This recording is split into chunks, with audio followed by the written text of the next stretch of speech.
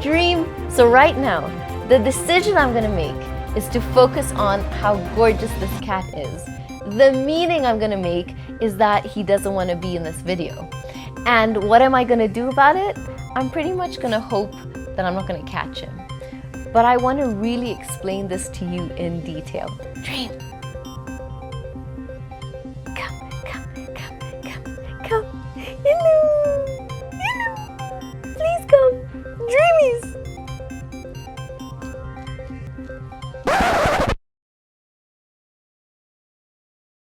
Hello and welcome back. You know this is Shazam Bank. I am so excited to have you here again, and I just want to thank you from the bottom of my heart for not only subscribing to the channel but just supporting all the content and then coming into the comment section and just giving me that feedback. I know in today's day and age, taking the time out to watch videos that improve your life, a lot of the times not as many superstars like you do that, but then taking a little bit of the extra time to send me a comment makes me feel amazing, because this channel is really created for you. It's what you want me to talk about, and I love when you write in the comment section and you say, Shazmin, tackle this for me. Even if it ends up being in a shorter video, I will definitely do that for you.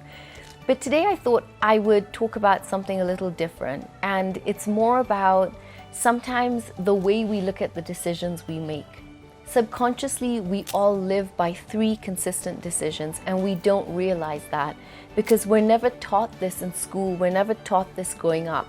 We live by the first decision, which is, what will I focus on? The second decision that governs our lives are, what does this mean? And the third decision is, what will I do? Now, a lot of the times we tend to think the external world should be so perfect, that the external world should have no bumps and no potholes on the way, so that I can just wake up every single day and be so happy. But the truth is, the external world is going to keep being a world that will exist with problems. And why does that happen? I think problems are a grace. I think problems are a gift in our lives.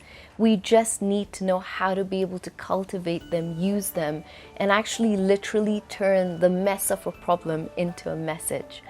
And here's the thing, the only people right now that don't have problems are the people that are in the graves.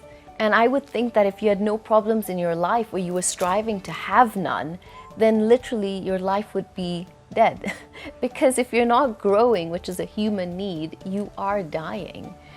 But people don't realize that they are consistently focusing on everything that is going wrong in their lives. And that has become so easy. We've formed a habit on noticing what isn't working in the economy, what's going wrong at work, how our relationships are not thriving, and that just leaves us feeling like we're completely disempowered. And then we tend to give everything in our lives the worst meaning possible. We tend to think and overthink sometimes and put our meanings into different situations, and they're meanings that just don't serve you. They're meanings that leave you feeling drained and exhausted and so unresourceful to be able to actually wake up or have better decisions made during your day. And that leaves you feeling like you don't know what to do. You don't know what the next step is. And so inevitably, life just ends up dragging you along with it. But when you can learn to master these 3 subconscious beliefs and decisions that we live by, you start to take your power back. Now, I'll give you an example.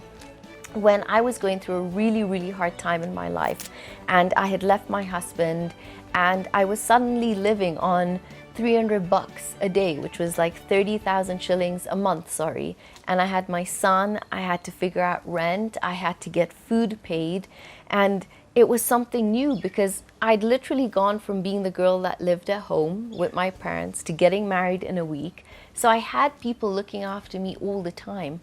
I never had to be the person that did it. Suddenly, when I took this big step to live on my own, I realized that I could have focused on the lack of money.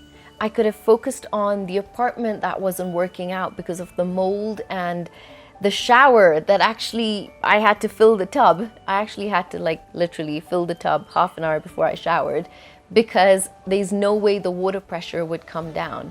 I could have focused on the fact that I didn't have enough money to sort out a meal over the weekends just so I could buy, a great break for the entire week for my son. And then I could have just given it the meaning that I made the biggest mistake of my life leaving, and the meaning that my life is over. I could have turned around and catapulted it in such different ways where I'd have just felt so disempowered with where I was in life. And that would have left me feeling like I don't know what to do.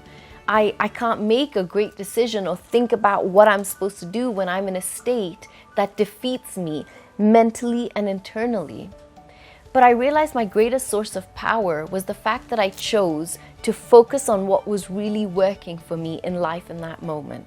I chose to be able to focus on the fact. So I'll give you an example of a time in my life when I could have given it the worst meaning. I could have focused on everything that truly wasn't working, and it would have left me consistently feeling like I didn't know what to do. And this was when I had just left my husband. I didn't know how I was going to make ends meet at that time. I did not know how to pay school fees. I did not know how to pay rent, and I didn't know how to put food on the table every single day on 30,000 shillings while still needing transport to get to work and come back.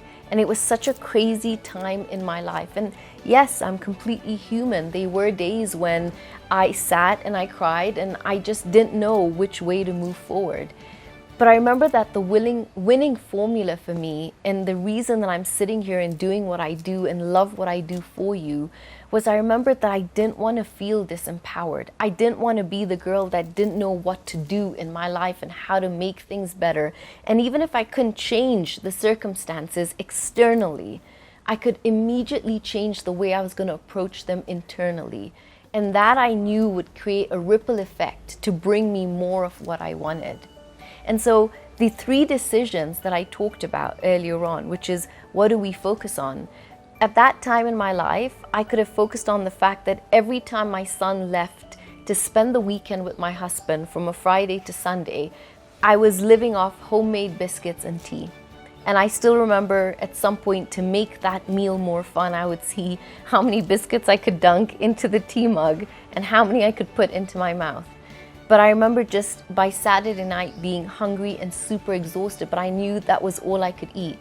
Now I could have taken that focus and I could have made sure that it broke me down. I could have hit a point in my life where I would be in bed completely depressed and feel like I don't know what to do. But instead of focusing on what was currently going on, I had a bigger picture in my mind. I knew that I needed to consistently stay alert and focus on the fact that so much more is going to come. Even though I don't have all the solutions, I knew that with the grace of God, everything would work out and would be okay. I also had the opportunity to make the worst meanings in my life in that time. I could have made the meaning, nobody's around, my friends don't care, my parents don't care. I could have made the meaning that society is mean. I could have made a meaning that would have left me feeling so bitter. But I remember at 24, I was sitting downstairs and I remember eating these biscuits thinking, thank God that I have something I can put into my system, and feeling so proud of myself. First of all, on how I could learn to actually budget that income. And then I remember feeling so proud about the fact that I was just grateful for where I was in life. So I gave what I was going through better focus, and I gave it a better meaning. And I knew that the 3rd step would be, what did I need to do? And it left me knowing that either I needed to get a raise in the job or I needed to leave and get a different job. But I didn't walk out of it feeling like I was unresourceful. And this is what a lot of people do a lot of the times. They tend to feel that whatever they're going through, whatever you're suffering through in the moment, you think that the external world needs to fix this for you. It's never going to do it. The biggest power lays here. It lays inside. It lays in your heart. The heart that is born before your brain when you're actually in your mother's womb. It's the guiding light. This is your compass. And when you can master your internal world, which is, I will choose to focus on better. I will choose to give a better meaning to anything that is going on in my life so that it leaves me knowing I know what to do. Now, I want to give you a visual example right now. I'm sitting upright and I'm talking to you right now. But what if I turn around and said, I don't know what happened to me in life, what's going on right now, the world, my job, my marriage, my relation, I can't fix it. Everything is so hard. And right now, I'm just going to focus on everything that's wrong. My tone's going to be monotone, and you're going to want to scratch your eyes out if I continue talking this way. And because I'm focusing on everything that's wrong in my life, the meaning I'm going to give it is I'm not valuable and I can't do it. So it's just going to leave me in a state feeling like I don't know what to do. And that's probably 90% of the people that walk into my coaching sessions. Their shoulders are slumped, their heads are down, their breathing is shallow, they talk in a monotone because they don't realize the biggest resource is themselves. And when you sit back, you put your shoulders back, you put your head up high, you immediately physiologically change your outlook to a situation. So I want to challenge you this week. I want you to be able to write down the 3 subconscious decisions we live by. I want you to fold that into a piece of paper, and I want you to keep it either in your pocket, keep it in your handbag, put it at the back of your phone in your phone case. And anytime something is happening, I want you to be able to completely say to yourself, what am I focusing on?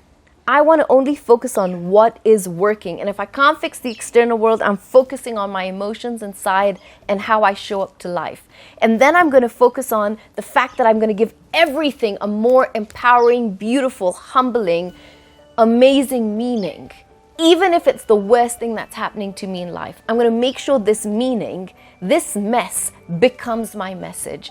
And then it's going to leave me in a state where I know exactly what I'm going to do. When I'm in a powerful state, when I'm strong, I know that any step I need to take right now is going to be able to not only serve me, but everybody I impact.